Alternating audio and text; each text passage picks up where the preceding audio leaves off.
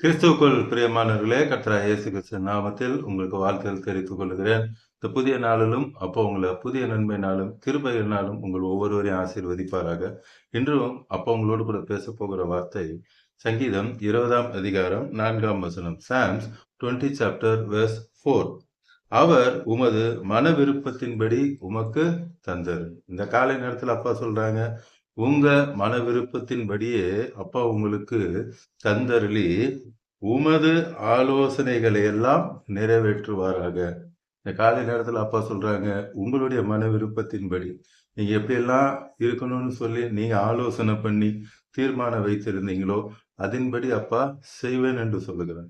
உங்க பிள்ளைகளை எப்படியெல்லாம் வளர்க்கணும்னு நினைச்சீங்களோ அப்படி வளர்க்கும்படி அப்பா கிருபை செய்வாங்க. நீங்க வீடை எப்படியெல்லாம் கட்டணும்னு சொல்லி பிளான் பண்ணி வைத்திருக்கீங்களோ அதே போல கட்டுவதற்கு அப்பா கிருபை கொடுப்பாங்க. உங்க பொருளாதாரத்துல நீங்க எப்படியெல்லாம் வளர்ச்சி அடையணும்னு நினைச்சீங்களோ அப்படியெல்லாம் வளர்ச்சி அடைய அப்பா கிருபை கொடுப்பாங்க. உங்க பிசினஸ்ல எப்படியெல்லாம் செழித்து ஓங்கணும்னு சொல்லி நீங்க நினைத்தீங்களோ அப்படி எல்லாம் செழித்து ஓங்கும்படி அப்பா கிருபைகளை கொடுப்பாங்க. உங்க குடும்பத்துல சமாதானமா அண்ணன் தம்பி எல்லாருக்குள்ளேயும் ஒரு சிரிச்சு பேசி இருக்கணும்னு சொல்லி நீங்க நினைச்சீங்கல்ல, அதன்படியே அப்பா இந்த காலை நேரத்துல உங்க மன விருப்பத்தின்படியே நான் நிறைவேற்றுவேன் என்று சொல்லுகிறார். அவர் சர்வ வல்லமுள்ள தேவன். நிச்சயமாய் அவர் நிறைவேற்றுவார். அவர் கேட்கறது வேற ஒன்றும் இல்லை. அப்பாவை மாத்திரம் நாம் நம்ப வேண்டும். வேற யாரையும் நம்பவே கூடாது. அதே அதிகாரத்துல 7ஆம் வசனம் பார்த்தீங்கன்னா verse 7ல சிலர் ரதங்களை குறித்தும் சிலர் குதிரைகளை குறித்தும் மேன்மை பாராட்டுகிறார்கள். எதை குறித்து மேன்மை பாராட்டுறாங்க? ரதங்களை குறித்தும் குதிரைகளை குறித்தும். இந்த காலை நேரத்தில் அப்பா சொல்றாங்க, நீங்க உங்க சொந்தக்காரங்களை குறித்து மேன்மை பாராட்டாதீங்க. உங்க இனத்தார் ஜனத்தாரை குறித்து மேன்மை பாராட்டாதீங்க. நீங்க வேலை செய்கிற உங்க மேல் அதிகாரிகளை குறித்து மேன்மை பாராட்டாதீங்க. அவங்க கிட்ட இருந்தெல்லாம் நிச்சயமா ஒத்தாசை வராது. அவங்க உங்களுக்கு உதவி செய்வேன்னு சொல்லியிருப்பாங்க. உங்க சொந்தக்காரரா இருக்கலாம், பெற்றோர்களா இருக்கலாம், கூட பிறந்தவங்களா இருக்கலாம், இல்ல பெற்ற பிள்ளைகளா கூட இருக்கலாம். இன்னும் எவ்வளவு க்ளோஸ் ரிலேஷன் சொல்லி நீங்க நினைக்கிறீங்களோ நினைக்கலாம். அவங்களிடத்திலிருந்து ஒத்தாசை வரவே வராது. அப்ப அந்த காலை நேரத்துல சொல்றாங்க, என் பிள்ளைகளுக்கு நான் ஒத்தாசை அனுப்புவேன். ஆபிரகாம் அந்த ராஜாவை பார்த்து சொல்றாரு, நீ கொடுக்கிற எனக்கு ஒன்றும் வேண்டாம். நாளைக்கு நீதான் என்ன ஆசீர்வதிச்சேன்னு சொல்லிடுவ. உன் செருப்புல இருக்கிற வார் பட்டை கூட எனக்கு வேண்டாம் என்று சொல்லி உதறி தள்ளுகிறார். ஆபிரகாம் சீமானாக இருந்தார் என்று சொல்லி நம்ம வேதத்துல பார்க்கிறோம். அவர் இருக்கிற இடத்த இந்த பூமியால தாங்கக்கூடாத அளவுக்கு ஏசப்பா ஆசீர்வதிச்சாங்க. எந்த மனிதர் மூலமாகவும் உங்களுக்கு நன்மை வராது. இந்த காலை நேரத்துல அப்பா சொல்றாங்க, நான் தருவேன். என் பிள்ளைகளுக்கு நான் தருவேன். அவளுக்கு என்ன ஒத்தாசை வேணும்? நான் தருவேன். அவளுக்கு வீடு வேணுமா? தருவேன். பிள்ளை பாக்கியம் வேணுமா? தருவேன். திருமணம் சீக்கிரத்துல நடக்கணும்னு சொல்லி பெற்றோர் பார்த்து கொண்டிருக்காங்களா? நிச்சயமாய் நான் தருவேன். வியாபாரத்துல செழிப்பு வேண்டுமா? நான் தருவேன். எல்லாவற்றையும் நான் தருவேன். சிலர் நான் பாவத்துல இருந்து விடுதலை வேணும். நான் எவ்வளவு நாள் அதை விடணும்னு நினைக்கிறேன். என்னால விட முடியலன்னு இப்ப பார்த்து கொண்டு இருக்கீங்க. இந்த காலை நேரத்துல அப்பா உங்களுக்கு நல்ல செய்தி சொல்றாங்க. ஏசப்பாவை சொந்த ரட்சகராக, ஏசப்பா என் இருதயத்துக்குள்ள வாங்க, எனக்கு இந்த பாவம் வேண்டாம், நீங்க தான் வேணும்னு சொல்லும் பொழுது ஏசப்பா சொல்லியிருக்காங்க, நானே உன்னை பரிசுத்தமாக்கும் கர்த்தர். உங்கள் மன விருப்பத்தையும் இன்று அப்பா நிறைவேற்றுகிறாங்க. இந்த பாவத்தினால உங்க சொசைட்டில யாரும் உங்களை மதிக்கல. எல்லாம் உங்களை கேவலமா நினைக்கிறாங்க. உங்க இனத்தாரா இருக்கலாம், ஜனத்தாரா இருக்கலாம், எல்லாரும் கேவலமா நினைக்கிறாங்க. உங்களை ஒதுக்கி தள்ளுறாங்க. நீங்க இன்னைக்கு ஒரு தீர்மானம் எடுத்திருக்கீங்க. நான் பரிசுத்தமா வாழணும் அப்படின்னு ஒரு தீர்மானம் எடுத்து இன்னைக்கு பார்த்துக்கிட்டு இருக்கீங்க. அப்பா சொல்றாங்க, நானே உன்னை பரிசுத்தமாக்கும் கர்த்தர். அப்பாட்ட சொல்லுங்க, அப்பா என் பாவத்தெல்லாம் மன்னிங்க.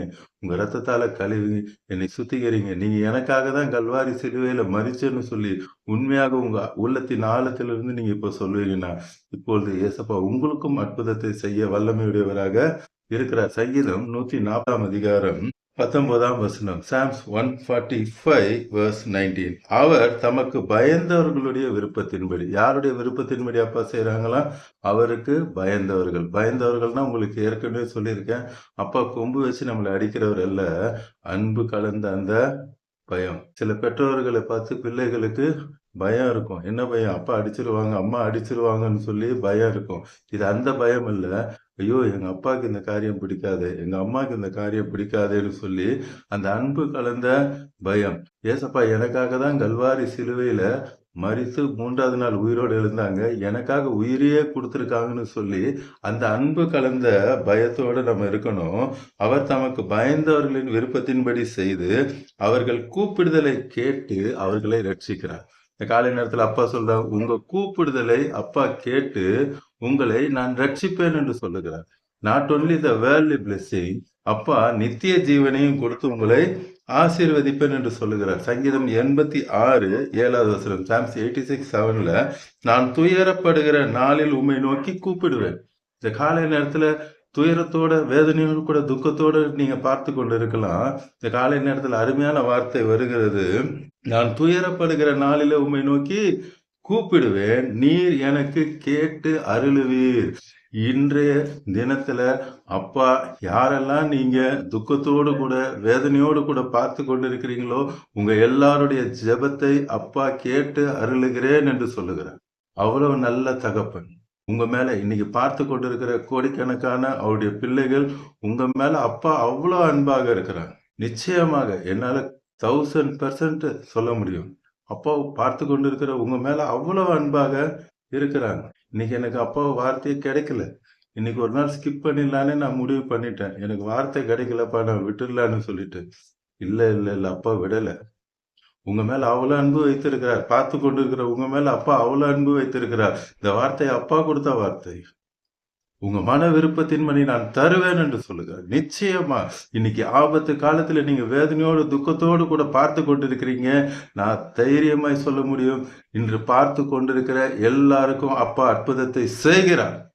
அதே சங்கீதம் 20 பாருங்க, சாம்ஸ் 20:1 ஆபத்து நாளில் கர்த்தர் உமது ஜெபத்தை கேட்பாராக. இந்த காலை நேரத்துல சொல்றாங்க, உங்கள் ஜெபத்தை அப்பா கேட்டு விட்டார், உங்களுக்கு பதில் கொடுக்கிற அந்த நேரம் வந்து விட்டது. இனி நீங்க எதற்கும் கலங்க வேண்டாம், திகைக்கவும் வேண்டாம். எதை குறிச்சு நீங்க அலறிக்கொண்டு இருக்க வேண்டாம். அவன் மந்திரம் செஞ்சுட்டான், இவன் மந்திரம் செஞ்சுட்டான், இவங்க அப்படி செஞ்சுட்டாங்க, இவங்க இப்படி செஞ்சுட்டாங்கன்னு சொல்லி பயந்து கொண்டு இருக்கிற வேலையை இனி வேண்டாம். 2 verse 2 அவர் தமது பரிசுத்த ஸ்தலத்திலிருந்து உங்களுக்கு ஒத்தாசை அனுப்புவேன் என்று சொல்லுகிறார். அல்லேலூயா. இந்த காலை நேரத்தில் அப்பா சொல்றாங்க, அவருடைய பரிசுத்த ஸ்தலத்திலிருந்து உங்களுக்கு ஒத்தாசை வரும். அது என்ன ஒத்தாசை வேண்டும் என்று சொல்லி இந்த காலை நேரத்தில் நீங்க பாக்குறீங்களோ, பரிசுத்த ஸ்தலத்திலிருந்து அப்பாவுடைய ஒத்தாசை வருகிறது. சங்கீதம் 121:2 பார்ப்போம்னால், சாம்ஸ் 121:2 வானத்தையும் பூமியையும் உண்டாக்கின அப்பா கிட்ட இருந்து எனக்கு ஒத்தாசை வரும், நிச்சயமாய் வரும். கடைசியா ஒரு வசனம் பார்க்கலாம். அதிலேயே 5 verse 5 நாங்கள் உமது ரட்சிப்பினால் மகிழ்ந்து எங்கள் தேவனுடைய நாமத்திலே கொடியேற்றுவோம். வெற்றி கொடி ஏற்றுவீங்க. இவ்வளவு நாள் தோல்வி கொடியோட நீங்க முகத்தை தொங்க போட்டு கொண்டு தெரிந்தீர்கள். இன்ற காலை நேரத்தில் அப்பா சொல்ற, நீங்க வெற்றி கொடி ஏற்றுவீங்க. எந்தெந்த எல்லையில வெக்கப்பட்டு வேதனைப்பட்டு கொண்டிருந்தீங்களோ, எந்த கடங்காரன் வந்தான் என்று சொல்லி வேதனைப்பட்டு கொண்டிருந்தீங்களோ, அப்பா இந்த காலை நேரத்தில் உங்களுக்கு வெற்றி கொடி ஏற்றுவார். எல்லா உங்க வேலையிலையும் சரி, எல்லாவற்றிலும் சரி, அப்பா இன்னைக்கு வெற்றி கொடி ஏற்றுவேன் என்று சொல்லுகிறார். வெற்றி கொடி ஏற்றுவோம். உமது வேண்டுதல்களை எல்லாம் கர்த்தர் நிறைவேற்றுவாராக. உமது வேண்டுதல்கள் எல்லாவற்றையும் அப்பா இந்த காலை நேரத்தில் நிறைவேற்றுவேன் என்று சொல்லுகிறார். சர்வ வல்லமுள்ள தேவன் உங்கள் மேல் அன்பு வைத்திருக்கிறார். நிச்சயமாக சொல்லுகிறேன், இந்த காலை நேரத்தில் பார்த்து கொண்டிருக்கிற உங்கள் அனைவருக்கும் இயேசப்பா அற்புதத்தை செய்யறாங்க. உங்க மன விருப்பத்தின்படியே செய்யறாங்க. நீங்க எப்படி நடக்கணும்னு நினைத்தீங்களோ அப்படியே செய்யறாங்க. இன்றைக்கு அப்பா கேட்கறது வேற ஒன்றும் இல்லை. ரதங்களை குறித்தும் குதிரைகளை குறித்தும் மேன்மை பாராட்டாதீங்க. அவங்க கிட்ட இருந்து ஒத்தாசை வரும், இவங்க கிட்ட இருந்து ஒத்தாசை வர நினைக்காதீங்க. அப்பா கிட்ட இருந்து ஒத்தாசை வரும். இப்பொழுதும் கண்களை மூடி நாம கல்வாரி சிலுவையை அப்பாவை மாத்திரம் நோக்கி பாருங்க. அற்புதம் இப்பொழுது நடக்க போகிறது. அன்பின் பரலோக தகப்பனே, இந்த காலை நேரத்துல மனமகிழ்ச்சியின் நாளில் இப்படி பிள்ளைகளோடு கூட நீங்க பேசுனீங்கப்பா. நீங்க அற்புதங்களையும் அதிசயங்களையும் செய்கிற தேவன். பார்த்து கொண்டிருக்கிற கோடிக்கணக்கான பிள்ளைகளுக்கு இப்பொழுதே நீர் அற்புதத்தை செய்கிறீர்கள். எல்லா தடைகளை உடைக்கிறேன், எல்லா கோணலானவைகளை செவையாக்குகிறேன். எல்லா தடைகள் முறிக்கப்பட்டு போனதற்காய், அவர்கள் விரோதமாய் உருவாக்கப்பட்ட எல்லா ஆயுதங்கள் வாய்க்காமல் போனதற்காய் நன்றியும். மறிக்கிற தருவாயில இருக்கிற எல்லாருக்கும் தெய்வீக வல்லமை இறங்குகிறதற்காய் இப்பொழுதே இந்த நொடிய தெய்வீக சுகத்தை நீர் தருகிறீர்கள். பிரெயின் டியூமராக இருக்கலாம், கேன்சராக இருக்கலாம், எய்ட்ஸாக இருக்கலாம், என்ன வியாதியா இருந்தாலும் இப்பொழுதே உடைய தழும்புள்ள கரம் தொட்டு அவளுடைய எல்லா பலவீனத்தையும் எடுத்து போடுகிறதுக்காய், மரித்தோர் உயிரோடு எழும்புகிற அந்த வல்லமை இறங்குகிறதற்காய், குருடர்கள் பார்க்கிறதற்காய் நன்றி, செவிடர்கள் கேட்கிறதற்காய் நன்றி, முடவர்கள் நடக்கிறதற்காய் நன்றி, குஷ்டரோகிகளை சொச்சமாக்குகிறதற்காய், உடைய உயிர்த்தில் இந்த வல்லமை இறங்கி கொண்டிருக்கிறதற்காய் நன்றி அப்பா. பார்த்து கொண்டிருக்கிற எல்லாருக்கும் நீர் அற்புதத்தை செய்கிறீர். நீ எழுந்து நில்லுங்க, இப்பொழுது அப்பா அற்புதத்தை செய்து விட்டார். Thank you Jesus. வியாபாரத்தில் இருக்கிற எல்லா தடைகள் உடைக்கப்பட்டு போகிறதுக்காய், இனி உங்க வியாபாரம் செழிக்க போகிறது. குடும்பத்துல ஒரு சமாதானம், கணவன் மனைவிக்கிடையே ஒரு சமாதானம், பிள்ளைகளுக்குள்ள ஒரு சமாதானம், சகோதர சகோதரிக்குள்ள ஒரு சமாதானத்தை இப்பொழுதே நீர் கட்டளையிடுகிறதுக்காக, பிரிந்த குடும்பங்கள் இன்று இணைகிறதற்காக நன்றி, குடும்பத்துல ஒரு ஆரோக்கியமான சந்தோஷம் உண்டாகிறதுக்காக நன்றி. வீடு இல்லையே என்று சொல்லி வேதனையோடு கூட ஒரு நல்ல வாடகை வீடு கிடைக்காதான்னு சொல்லி அலைந்து கொண்டு இருக்காங்கப்பா. அவர்களுக்கு இப்பொழுதே நீர் அற்புதத்தை செய்கிறீரப்பா. வாடகை வீடு அல்ல, அவர்கள் மன விருப்பத்தின்படியே அவர்களுக்கு ஒரு சொந்த வீட்டை கொடுத்து நீர் ஆசீர்வதிக்கிறீர். கர்த்தர் நிச்சயமாய் உனக்கு ஒரு வீட்டை உண்டு பண்ணுவார் என்ற வார்த்தையின்படி உண்டு பண்ணி ஆசீர்வதிக்கிறதுக்காக நன்றி தகப்பன். பிள்ளைகளுக்கு திருமணமாக வேண்டும் என்று வேதனையோடு கூட பார்த்து கொண்டு பெற்றோர்களுக்கு நீர் அற்புதத்தை செய்கிறீரப்பா. அவர்களுக்கு ஏற்ற துணையை உண்டாக்குவேன் என்ற வார்த்தையின்படி ஏற்ற துணையை உண்டாக்கி கொடுக்கிறதுக்காக நன்றி. குழந்தை பிறக்கவில்லையே என்று வேதனையோடு கூட பார்க்கிற பிள்ளைகளுக்கும் குழந்தை பாக்கியத்தை கொடுத்து நீர் ஆசீர்வதிக்கிறதுக்காக, பிரெக்னண்டா இருக்கிற உடைய பிள்ளைகளுக்கும் சேஃப் டெலிவரி நீர் கட்டளையிடுகிறதுக்காக, இன்னும் என்னென்ன பலவீனத்தோடு கூட பார்த்து கொண்டிருக்கிறாங்களோ எல்லாருக்கும் இந்த நொடியே நீர் அற்புதத்தை செய்து உடைய தழும்புலால சுகத்தை நீர் தருகிறீரப்பா. இன்னும் என்ன தேவைகளோடு கூட பார்த்து கொண்டிருக்கிறார்களோ அந்த தேவைகள் எல்லாம் நீர் பூர்த்தி செய்து இந்த நொடி நீர் ஆசீர்வதிக்கிறதுக்காக, பார்த்து கொண்டிருக்கிற கோடிக்கணக்கான உடைய பிள்ளைகளை ரட்சித்து ஆசீர்வதித்து இந்த நாள் முழுவதும் உடைய கரம் அவர்களோடு கூட இருந்து வழி நடத்த போகிறதுக்காக நன்றி தகப்பனே. இயேசு நாமத்தில் ஜெபிக்கிறேன் நல்ல பிதா. ஆமென் ஆமென். தொடர்ந்து பாருங்க, அப்பாவோட வார்த்தையை கேளுங்க, அநேகருக்கு ஷேர் பண்ணுங்க. எல்லோரும் ரட்சிக்கப்படட்டும், ஆசீர்வதிக்கப்படட்டும். இந்த மனமகிழ்ச்சி நாளும் பக்கத்துல இருக்க சர்ச்சுக்கு போங்க. உங்களுக்கு ஜெபிக்கணும்னு பிரேயர் ரெக்வஸ்ட் இருந்தா கமெண்ட்ல போடுங்க. உங்களுக்காக நிச்சயமா ஜெபிப்பேன். அப்பா உங்களை ஆசீர்வதிப்பாங்க. God bless you. பிரைஸ் எல்லாம்.